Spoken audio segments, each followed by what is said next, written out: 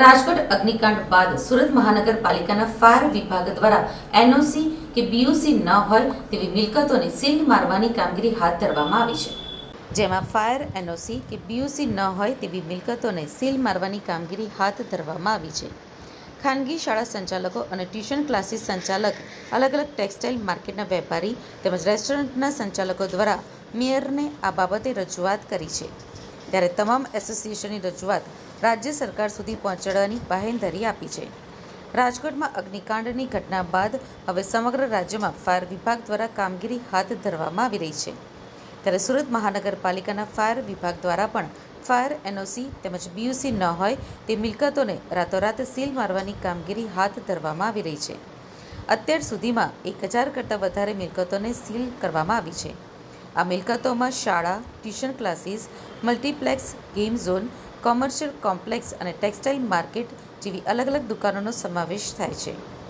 સુરત મહાનગરપાલિકાના ફાયર વિભાગની કામગીરીને લઈને અલગ અલગ ધંધા સાથે જોડાયેલા લોકોને પોતાના ધંધા બંધ થતાં મુશ્કેલીનો સામનો કરવો પડી રહ્યો છે. ત્યારે આગામી દિવસોમાં બાળકોનું વેકેશન ખુલવાનું હોય અને શહેરમાં મોટાભાગની શાળાઓ બીઓસી અને ફાયર એનઓસી વગરની હોવાથી શાળાની સીલ કરવાની કામગીરીનો ભાગ કરાઈ રહી છે. તેને લઈને બાળકોના ભવિષ્યને ધ્યાનમાં રાખી શાળા સંચાલક મંડળ, ખાનગી ટ્યુશન ક્લાસીસના સંચાલકો દ્વારા સુરતના મેયર દક્ષિશ માવાણીને શરતોને આધીન સીલ ખોલવામાં આવે તેવી રજૂઆત કરવામાં આવી હતી. મેયર દ્વારા સંચાલકોને જણાવવામાં આવ્યું હતું કે સુરતના મનપા કમિશનર દ્વારા ફાયર વિભાગ દ્વારા જે મિલકતોમાં સીલની કામગીરી હાથ ધરવામાં આવી છે તેનો રિપોર્ટ હાઈકોર્ટમાં સબમિટ કરવામાં આવ્યો હોવાના કારણે સીલ ખોલવા કે નહીં ખોલવા તે બાબતે નિર્ણય આગામી 13મી જૂનના રોજ હાઈકોર્ટની સુનાવણી બાદ થશે. શાળા સંચાલક તેમજ ખાનગી ટ્યુશન ક્લાસીસના સંચાલકો દ્વારા જે રજૂઆત કરવામાં આવી હતી તેને લઈને મેયર દ્વારા આ સંચાલકોને હૈયા ધરપત આપવામાં આવી હતી કે તેઓ પોતે આ બાબતે રાજ્ય સરકારમાં અને મુખ્યમંત્રીને રજૂઆત કરશે અને મુશ્કેલીનું નિરાકરણ લાવવાનો પ્રયાસ કરવામાં આવશે.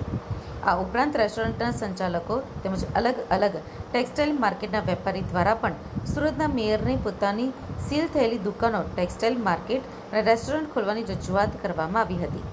ત્યારે તમામ એસોસિએશન વતી મેયર દ્વારા રાજ્ય સરકારને રજૂઆત કરવામાં આવશે તેવું સુરતના મેયર દક્ષિશ માવાણી દ્વારા જણાવવામાં આવ્યું હતું. ગઈકાલે વિવિધ એસોસિએશને રજૂઆત કરી કે કોઈને ફાયરની એનઓસી નહોતી, કોઈને બીયુસી નહોતી.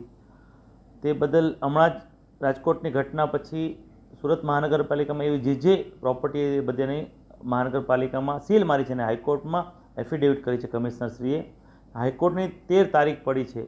એસોસિએશનની રજૂઆત એવી હતી કે અમને જો થોડોક ટાઈમ મળે, આવનાર સમયમાં વિદ્યાર્થીઓનું સત્ર પણ શરૂ થાય છે, તે લોકોની તમામ વાતો મેં ધ્યાનથી સાંભળી અને તે લોકોને હૈયાધરપ આપી છે કે હું રાજ્ય સરકારમાં તમારી લાગણી પહોંચાડીશ. અત્યારે શાળા સંચાલક મંડળ આવ્યા હતા, ટ્યુશન ક્લાસીસ એસોસિએશન હતા, વિવિધ માર્કેટોના એસોસિએશનના પ્રમુખશ્રીઓ આવ્યા હતા, હોટલ એસોસિએશન આવ્યા હતા.